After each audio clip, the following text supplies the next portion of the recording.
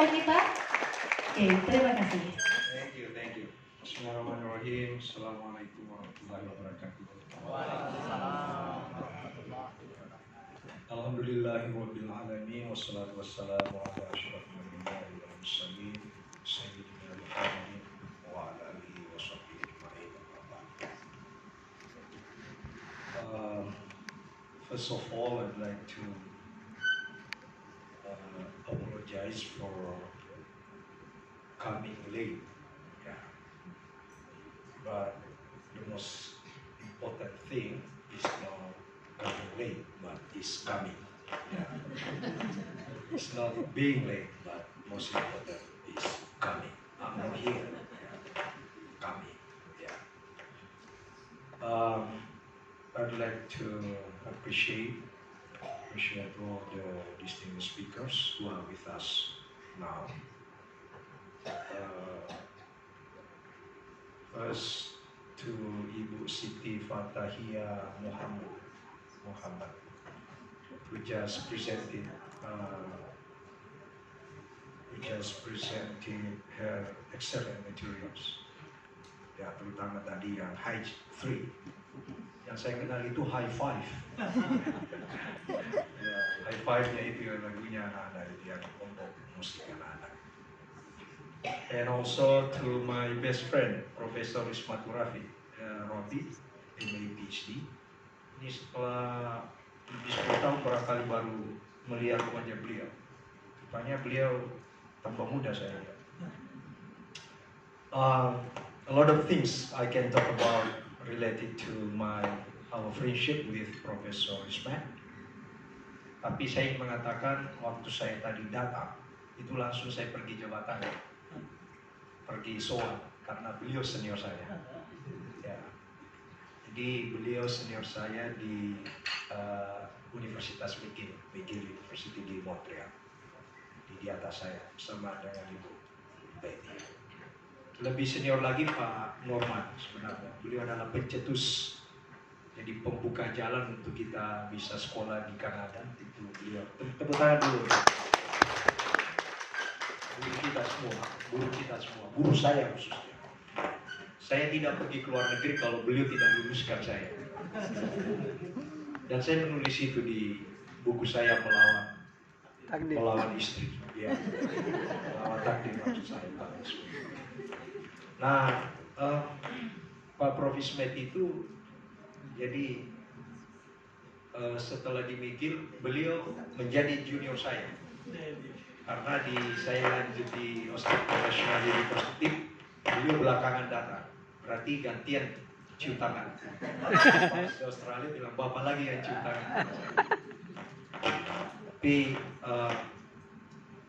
I should admit that I learned a lot from Ismet about his life, his experience, and a lot of things, especially funny stories. Ya cerita-cerita lucu banyak sekali dari beliau. Yang kami hormati Profesor Dr. Hamad Farhan Hamadi itu akan bergabung juga pada kami.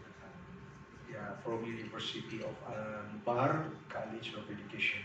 Ya, for girls, Republic of Iran. And also my colleague, my best friend, Profesor Dr. Muhammad Salih Tajuddin. Dia tepuk tangan dulu, narasumber dulu. Excellent. Dia my best friend. Tapi Prof. Ismet, beliau juga sebenarnya mahasiswa saya. Jadi di suatu kesempatan beliau menjadi penguji eksternal. Penguji eksternal di Universitas Hasanuddin di Fakultas Kedokteran. Tiba-tiba istrinya wakil gubernur berkata dengan saya waktu itu, dia jago juga bapak itu ya. Pada saat beliau menyampaikan pertanyaan, berbisik saya, Pak Ardan, siapa itu bapak? Pak Prof itu. Hebat juga ya menyampaikan pertanyaan. Dalam hati saya, waduh, saya bisa jatuh ini di bawahnya, di mata istri Wagub ini. Karena ternyata ada yang lebih jago dari saya. Langsung saya bilang, oh jago memang itu, tapi mahasiswaku itu. Turun lagi jadinya ya. Ya Prof. Saleh luar biasa akan mewakili Winaluddin menjadi narasumber pada konferensi internasional. And also I'd like to give my appreciation to all the participants of this conference dari Buanik 3 dari Universitas Lima Bojong Padang dan teman-teman yang lain juga bergabung baik dari Palembang dengan dari Banten, dari Antasari, Banjarmasin dan juga dari terima kasih kepada Dekan Fakultas Usuluddin yang bersama timnya, organizers yang mewujudkan acara ini dan bisa menghadirkan narasumber yang berkompeten.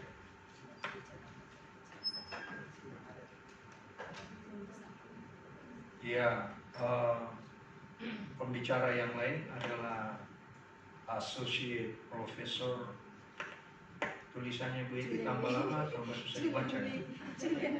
Julian Lee dari RMIT University. Dari RMIT ini luar biasa, hadir secara online juga, sudah siap juga ya. Alright, okay. Professor Julian, thanks ya for contributing to this international conference. Ini udah connect ini. Ya, ginilah kalau metaverse ya, kita bisa dada-dada gitu. Baru datang ke sini. Alright, so I'd like to pass some points related to the theme of this conference. Bahwa isu metaverse ini menjadi sangat menarik sekarang ya. Bisa dikatakan peluang sekaligus tantangan. Kenapa menjadi peluang? Karena kita bisa melangkah lagi ke dunia yang lebih baru lagi. Istilah saya begini ya, Pak Dekan. Tadi sambil saya menyimak, saya berpikir begini. Sebenarnya kita bergerak, Pak. Bergerak dari mana? Pertama, dari universe. Terus bergerak ke televerse. Ini murni istilah saya tadi. Saya buat di sini. Universe. Ini Pak Andi ini sudah mulai menyimak saya ini. Bergerak menjadi televerse. Dari televerse menuju metaverse. Jadi untuk bisa sampai ke metaverse, sebenarnya kita sudah berteleverse. Universe kan universe, satu kesatuan alam. Terus televerse, dunia sudah berjarak. Ternyata kita sudah mulai berjarak. Kita bisa membentuk sebuah model komunikasi yang berjarak. Itu tele. Lahirlah istilah telemedicine, ya kan? Ya, mungkin juga tele-religion.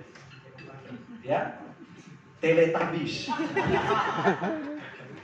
Nah, sebelum ya Mas membahas digital religion, mungkin juga sudah terjadi tele-religion. Tele apa lagi? Telepati. Ya, ya. Jadi simpati menjadi telepati. Akhirnya terjadilah metaverse, dari televerse menuju metaverse, melampaui alam semesta. Istilah yang sangat menyejarah yang disampaikan oleh founder Facebook, bahwa metaverse itu adalah perbatasan berikutnya. Sekarang kita mengalami perbatasan, tapi ternyata ada perbatasan baru yang disebut dengan metaverse. Lahirlah istilah-istilah baru yang mungkin akan menjadi konsumsi kita pada seminar konferensi. Misalnya Prof. Ismet akan membahas digital religion. Wah, ini menarik. Mulailah saya melanglang buana dengan isu digital religion ini. Jangan-jangan kita sudah bisa berjamaah tanpa menghadiri atau datang di masjid. Ya, kita pang-pang saja misalnya apa di sekitar kita. Atau jangan-jangan di kepala Pak Ismet bilang kita bisa umrah, ya, atau kita bisa tawaf, tidak perlu ke sana. Membentuk situasi langsung dari sana, kita akhirnya keliling. Apalagi di WIT sudah ada miniatur Ka'bah yang begini. Saya khawatir Pak, kepala prosesnya bicara digital ini. Jangan-jangan menikah itu prosesinya yang menggunakan adat, daerah, parola, mengantar, itu sudah dilakukan secara digital atau secara online saja. Nah, efeknya ini yang masalah. Malam pertama dilakukan secara online. Itu yang masalah itu. Digital sport, nah ini sudah terjadi sekarang. Digital konser, jadi konser yang dilakukan itu dilakukan secara online semua. Jadi ada settingan, ada konser dari seorang penyanyi atau apa, ada tablik akbar, jadi di set sedemikian rupa, dan itu menjadi sebuah real, bukan lagi maya, tapi itu menjadi nyata, maya yang sudah nyata. Kalau maya sudah lama nyata, karena tetangga saya di kampung namanya maya, jadi itu sudah nyata. Digital food, Profismed, Bu Eti, digital food. Jadi jangan-jangan dengan metaverse ini dibuatlah semacam produk makanan dengan model digital dan membuat kita kenyang. Jadi dilihat-lihatlah itu, karena sekarang itu saya lihat ada YouTube itu makan terus, makan nggak ada lah ini. Para followernya melihat saya itu orang makan, jangan dia jadi kenyang juga. Ini efek digitalisasi makanan. Dan yang satu lagi digital accommodation. Akomodasi itu sudah bersifat digital. Kita bisa mengkonsepsi sebuah tempat tinggal yang sebenarnya maya tapi sudah menjadi nyata. Jadi di sekitar kita ini sudah seperti surga. Ada air mengalir, padahal itu ternyata wallpaper itu. Jadi kita tidak perlu ke Bira. Ya, saya menyebut Bira karena 2 hari yang lalu saya di Bira. Saya pergi diving di Pulau Penyu. Dan di situ ada alam yang sangat indah. Ya, jangan orang tidak perlu lagi pergi ke sana. Jadi semua situasi dibentuk untuk kita membuat seperti Pulau Lanjukang, Pulau Penyu, Wakatobi, dan merasakan akan dia sudah berada di dunia diving, ya scuba diving seperti itu. Nah, persoalan yang menjadi menarik, ini poin saya yang terakhir, Bu Eti, dengan International Conference ini, seperti yang tadi diindikasikan oleh Professional Technologist Ibu Siti Fathia. 2 isu yang ingin saya kemukakan adalah bagaimana masa depan sistem kekerabatan terbaik yang dimiliki umat Islam, yaitu silaturahmi. Itu yang pertama. Bagaimana dengan hadirnya metaverse sebagai langkah dari universe, televerse ke metaverse. Yang kedua, bagaimana isu untuk melakukan penguatan apa yang disebut dengan human center, dari technology center menjadi human center. Salah satu persoalan dengan era Pak Profismed 4.0, ya 4.0, krisis human center itu terasa. Semua orang menggantungkan hidupnya pada mesin-mesin. Coba lihat sekarang Bapak Ibu. Dia pakai HP-nya, dia cek berapa langkahku kalau dia pergi berolahraga. Ada tadi cek lagi. Berapa kalori yang saya makan. Dia taruh lagi di sini. Terus cek tekanan darahnya berapa. Jadi semua kehidupannya sudah diserahkan kepada mesin-mesin. Saya tidak mau melakukan ini, Pak. Makanya ada masa, ada fase, ada tenggang waktu dalam hidup saya tidak ada mesin mengitari saya. Tidak pernah saya ketua kelompok jogging di Makassar, Profismed, anggota saya hampir 100. Hampir saya satu-satunya tidak pernah bawa HP. Karena saya tidak mau dikontrol oleh mesin. Teman saya langsung dia cek lagi. Iya. Terus ternyata orang temukan bilang, bagus juga ini Pak Propam dan tidak bawa. Mungkin bagian dari upaya tidak dikontrol oleh istri. Memberdayakan kembali apa yang disebut dengan human center. Jadi kalau ada saya lihat bapak-bapak yang jalan itu sambil jogging itu dipegang HP-nya, pasti itu saya bilang, oh ini bagian kontrol. Setengah jam pulang moko. Jadi 2 isu inilah menjadi hal yang menurut saya perlu menjadi perenungan ketika kita bicara tentang challenges, ya Islamic challenges in the metaverse era yang digagas oleh Fakultas Usuluddin dan Filsafat di Makassar. Saya kira itu remark dari saya, semoga tidak ngelantur dan bisa memberi kontribusi dalam penguatan isu-isu yang dibahas pada konferensi internasional ini. Demikian, Assalamualaikum warahmatullahi wabarakatuh.